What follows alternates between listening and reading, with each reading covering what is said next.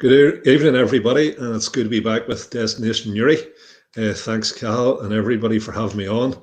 So tonight I'm going to start off with an issue that is of major concern to many people in this area, and that is to do with illegal puppy farming. This, at the moment, is a live investigation by the PSNI. We are aware that a criminal gang are raising puppies, breeding puppies illegally. To sell on both at home and abroad. As I said, the PSNI is investigating this at the moment. This is a lucrative business. The unfortunate thing about it is that a lot of the puppies, not only do they suffer very, very poor conditions, but the dogs that are used to breed them, they are just like breeding machines. They're not, given a chance to recover because it is so lucrative. The money is made out of the amount of times that they can actually breed pups. A lot of these pups that have been sold on, some of them taken abroad, unfortunately also have parvovirus. And that, as a virus, obviously will spread to other dogs. It creates massive fear, particularly with dog owners of pedigree dogs and hunting dogs. And so not only do you have very, very poor conditions for these pups, the possibility that they will suffer from a disease, that disease will be passed on. But people that are buying the pups don't last. They maybe last 2 or 3 months. Now, legislation has been brought in, I think, in England and possibly Wales. No doubt there will be legislation brought into the north as well. So people need to be careful because you can get caught up on this as well if you are actually buying the pups. Because this is a live investigation, the PSNI, I noticed from their advert on Facebook, are requesting people to get in contact with them if they think that they have unintentionally bought one of these pups. And if people wish to do it, anonymously, they can do so, or else they can contact myself by private message. But I would just advise people, do not let this continue. This is serious pain for the pups and for the dogs that are used to breed. And it is just putting money in the pockets of criminals, and that's something we don't need. Another thing that has been brought to my attention quite recently is the theft of dogs. Now, I noticed on the news, and this is the irony of it, that during the COVID, there was a higher demand for dogs. Obviously, with demand, there's supply. And because there was a high demand, then the product itself became more lucrative, and obviously the prices rose. When that happens, then people, unfortunately, will see it as a business. In order to get the product, they steal somebody else's pup or somebody else's dog, and that's been going on north and south. I think maybe if you could show a photograph there of this, was quite recently a young fella that allegedly was involved in trying to steal dogs. There's a van, also a white van, that has been spotted in the area, and this has been reported to the PSNI. The irony, as I say, for these guys is that COVID's now over, and people are now, unfortunately, according to the news tonight, beginning to dump pups, because while it was great during the lockdown and it gave people something to do, unfortunately now people are back at work and they don't know what to do, so they're either giving the dogs up to the USPCA, or else they are abandoning them, So, but anyhow, maybe these guys haven't heard this, and well, more than likely they haven't heard it, so they're still on the prowl. So please keep an eye out for them. Again, part of a criminal gang, and ordinary people will suffer because they're stealing people's pets. And as anybody that owns pets, some dogs and animals are just like part of the family. So just keep an eye out, be vigilant, please. So I'll give you a wee bit of a rundown on just some of the projects that are going on in the area. These are more or less works of progress. We had a meeting this morning with the council. That is myself, Councillor Una McGuinness, and one of the MLAs for the area, Conor Murphy. And we had a meeting with Marie Ward, who's the CEO for Newry Moore and Down District Council, and for Conor Mullen, who is one of the directors. And this was in relation to a project that is in the pipeline, has been in the pipeline for a couple of years now in Camlough Lake. Obviously, as people would know, anybody that knows the lake, it's certainly becoming a more popular venue. A lot of work has gone in recent times to reinforce the embankments and landscape. It certainly has attracted an awful lot of visitors, an awful lot of users. But for the users, there is no toilet facilities, no change facilities, no storage. We use containers to store the kayaks up at the lake, and it's not really that ideal.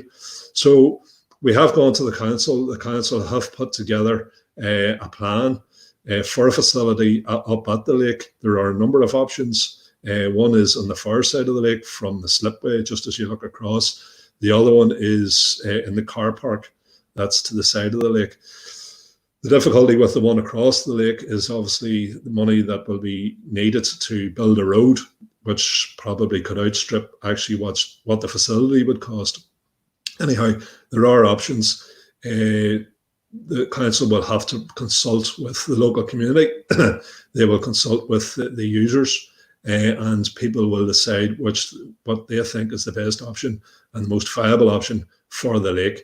The plan really, or the design, is for changing facilities, for showers, for storage, and for a possible meeting room, because obviously you've got all kinds of people that are organising events, be it the triathlon or the Water Lake Festival, and it would be great just to have that facility where people could sit down and organise these things. The difficulty, obviously, like anything, is first of all you have to get the money, which they have got, for the design.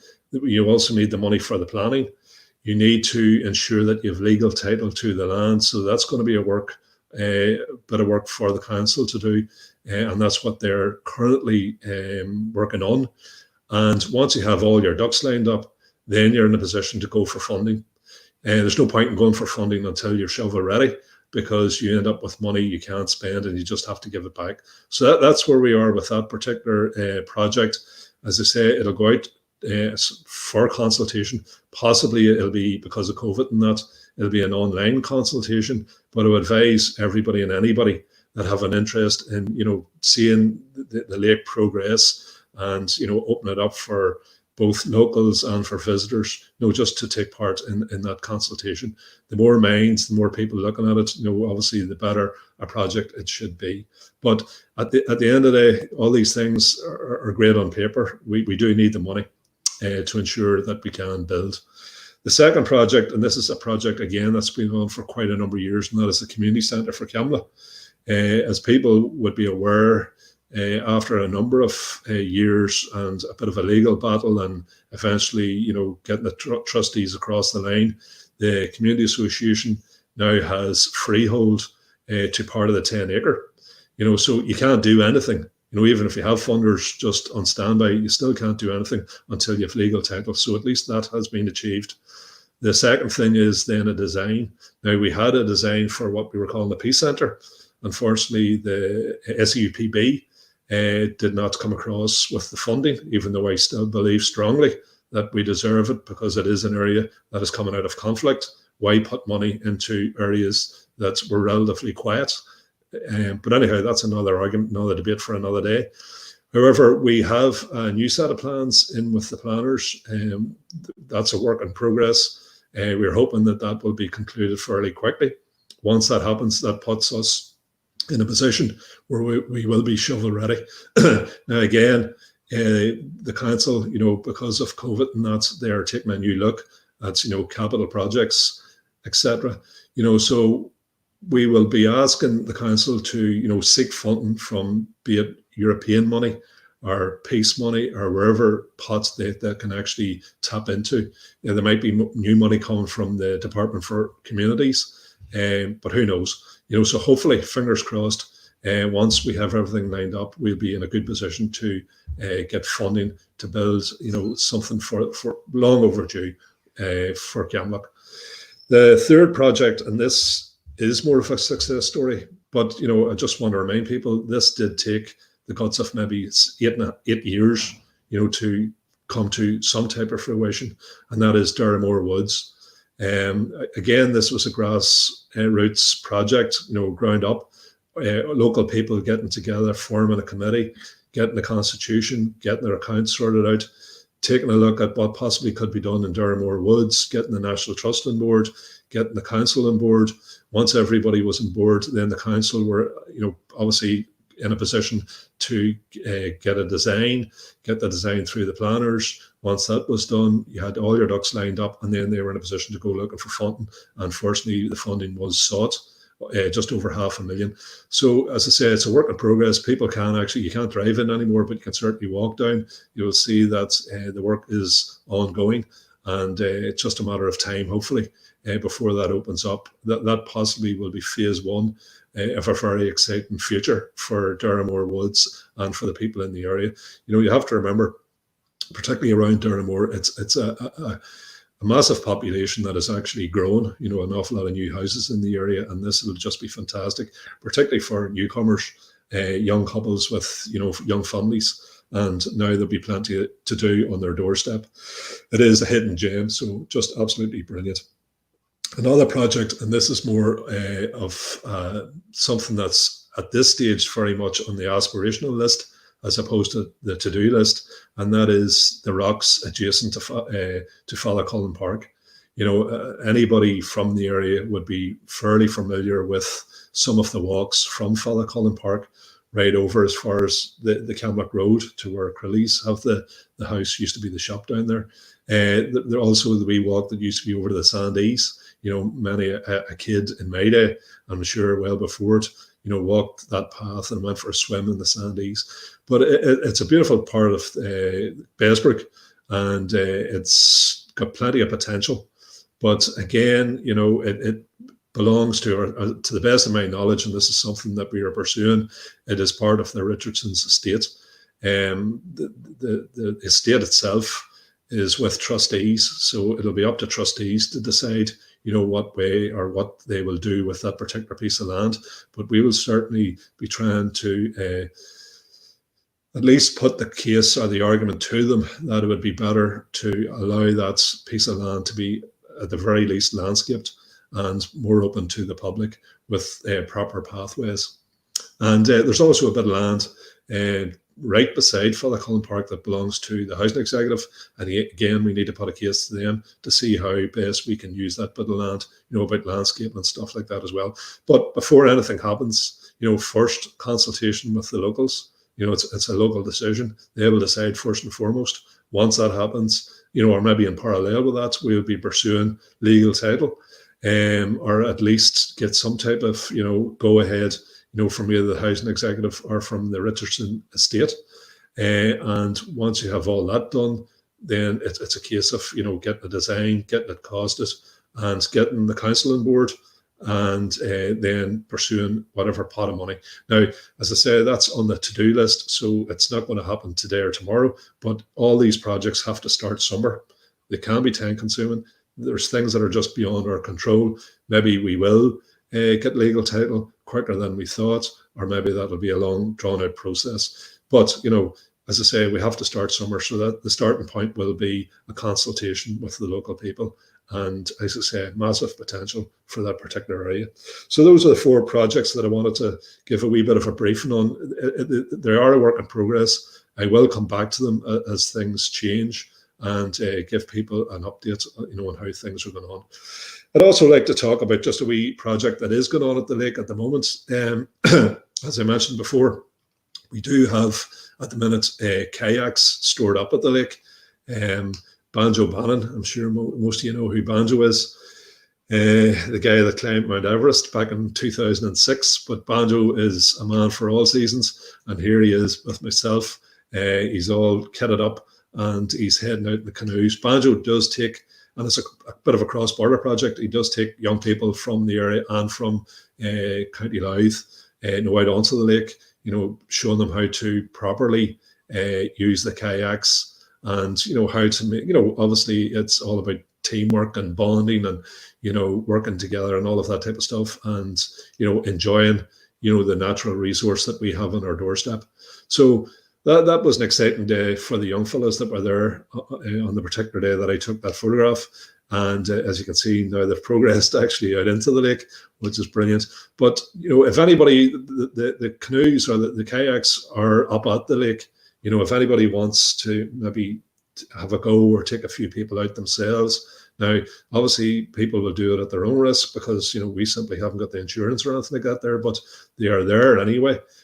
All you have to do is contact myself, and I can arrange, for the key to be handed over to you, and maybe even a bit of instruction if you need it. We have the kayaks, we have the buoyancy aids, as you can see, the lads have them on, the red life jackets. We have the helmets and a bit of instruction if need be. And it's just a matter of jumping into the kayak and away you go. I was out on Sunday and it was absolutely brilliant. So from that, folks, I'd like to move on maybe for a few shout outs for the birthday people for this particular week. So first up is Tanya Morgan. You can see Tanya, she is second from the left there with her family. So Tanya, I'm not too sure what age Tanya is. I wouldn't ask. But anyhow, it's a shout out for Tanya and happy birthday, and hopefully you enjoy it. The second I have on my list is a young lady from the area, and she is now in Australia. Hopefully, maybe she'll be tuning in. She'll certainly see this on Facebook, and that is Nadine Trainer Mackin. As you can see, she's second from the right, along with her family there, Jared, her father. So Nadine, again, I didn't ask what age, but it's her birthday as well. So it's the 27th, which was yesterday. The 29th. So her birthday is tomorrow. So happy birthday, Nadine. I'd also like to give a shout out for Dipna Moan's from High Street in Bessbrook, Dipna and Tommy. So Dipna, they've moved into McGinn Park, and it's Dipna's birthday. I think it was yesterday. So again, happy birthday, Dipna. We're all thinking of you. And last but not least is one of my colleagues on the council, and it's Councillor Una McGuinness. I think Una's birthday was either yesterday or today. And hopefully, I know she didn't. If it was today, then she was up early this morning to go on the Skype meeting with myself. And if it was yesterday, then she didn't get much of a chance to have a drink last night, I'm afraid, because of work. But anyhow, I'm sure you enjoyed the day. So happy birthday to you, Una. So, folks, that's really me for this week. And as I say, any shout outs or any stories that you want me to highlight or any events or anything like that, there, just get in contact with me, and I'll try and ensure that we highlight it for you. So that's it, Cal, and thank you very much everybody for tuning in. So slán go fóill.